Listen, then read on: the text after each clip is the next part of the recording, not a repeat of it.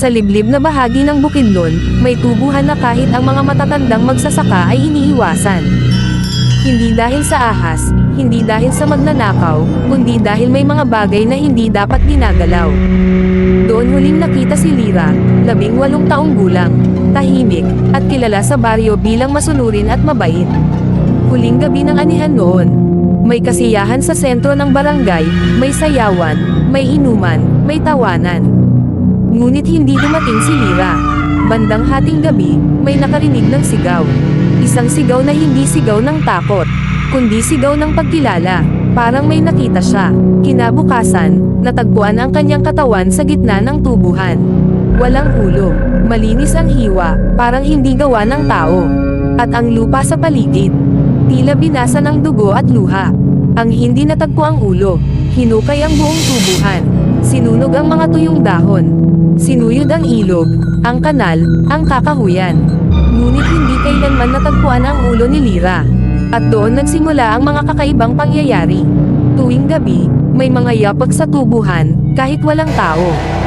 May mga batang nagigising na umiiyak, nagsasabing may babaeng nakatayo sa bintana nila, walang ulo. Ngunit ang mas nakakatakot, umiiyak siya. Ang mga panaginip, isa-isang nanaginip ang mga taga-baryo. Pare-pareho ang panaginip, isang dalagang naglalakad sa tubuhan, hawak ang sariling ulo. Bukas ang mga mata nito. Tumatagas ang dugo sa pagitan ng mga daliri. At sa bawat panaginip, may bulok. Ibalik mo, ang ulo ko. Ang mga nagising mula sa panaginip ay may bakas ng putik sa paa.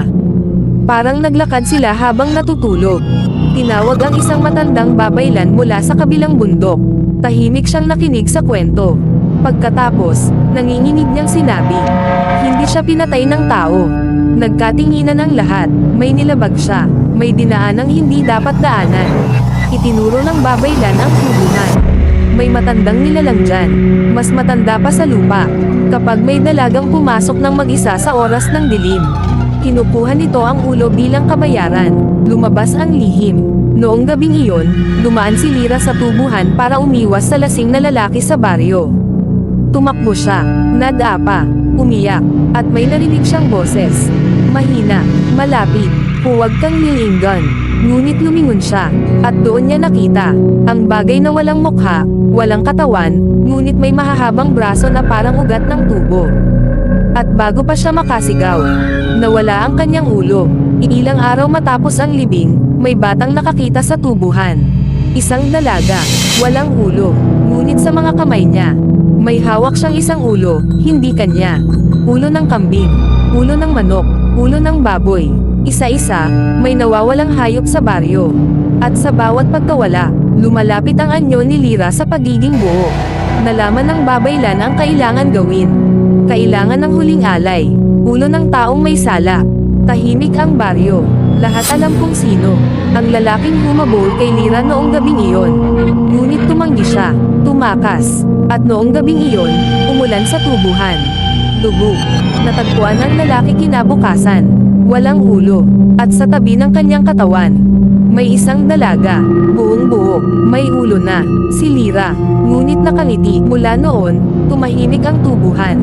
Ngunit may babala ang mga matatanda. Kapag may narinig kang bulong sa tubuhan, huwag kang lilinggan. Dahil may naghahanap pa rin ng ulo. At tuwing anihan, may isang aninong naglalakad sa pagitan ng mga tubo. Hawak ang ulo niya, nakatitig.